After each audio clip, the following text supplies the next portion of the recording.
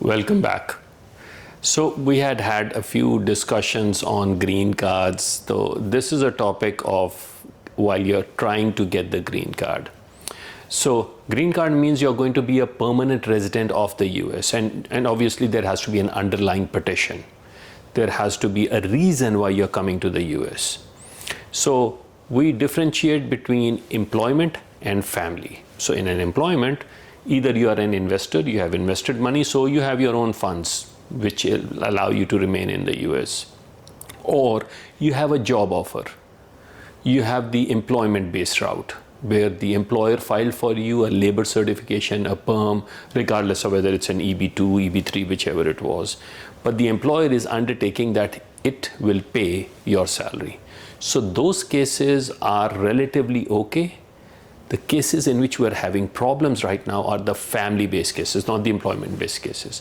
So in a family-based case, it's either a parent who's filing for a child, a spouse who's filing for a spouse, a brother or a sister filing for the sibling.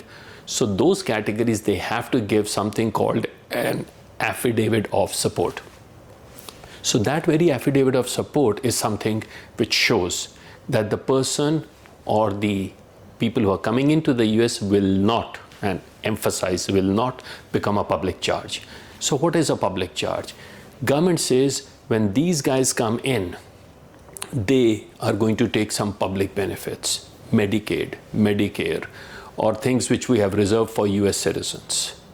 So in order to avoid that, what they're saying is the person who's making money, who's bringing in those people, needs to show that that person is going to support these. Now, the affidavit of support is actually a contract between the person who is giving that affidavit and between the government, that in case something happens, the government is going to enforce that and get that money from the deponent, the person who's giving the affidavit of support. As of the past, the government has not enforced it.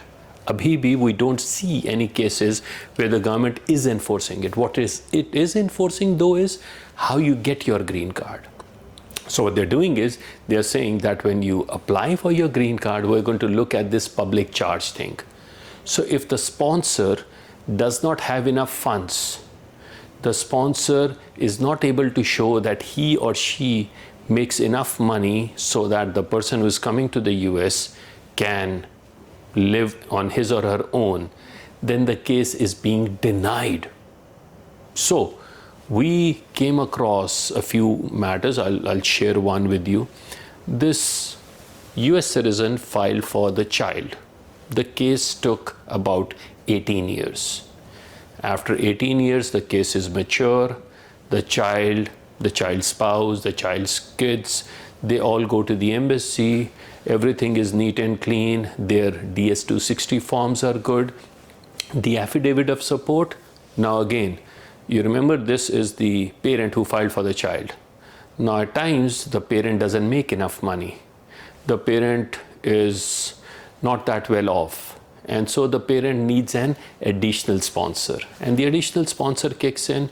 And if the additional sponsor also doesn't make that much money, the case is denied. So they paid all the fees, they waited in line, they did everything that was needed, and out of an array of things, waiting for about 20 years, the case is denied on one reason, that the sponsor is not able to make enough money.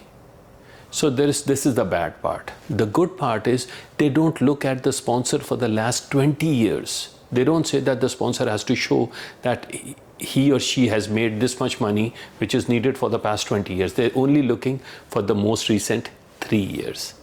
So what it means is, in the past, if you haven't made good money, but if you have made them in the last 3 years, that is good enough.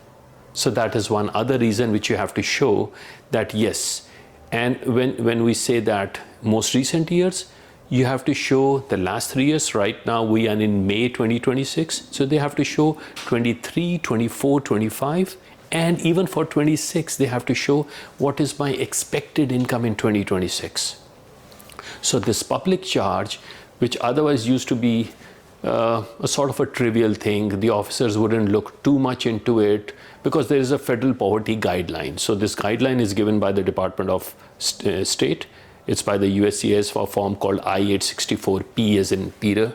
So there they do mention as to how much each family member. So for a family of 2, 5, 10, whatever it is, they do mention that. And the threshold has to be more than that. But right now what the government is saying, if the threshold is just a little bit over it, they're still going to deny it. People who have children with some mental disabilities, who are mentally challenged, who are differently abled, they will face issues, because when those kids are coming to the US, they would need more medical attention, which means they would be in a more precarious situation where the government would say you would probably need public benefits. So what they're not saying you will need public benefits, they'll say you'll probably, maybe, we think so. And just on that hunch, just on that presumption, they will deny your case. Public charge is getting more and more difficult, so the person who's sponsoring the case or the additional sponsor needs to show much more than just the federal poverty guidelines. Keep on tuning with us for more information. Thank you for joining. Your attorney, your immigration ally.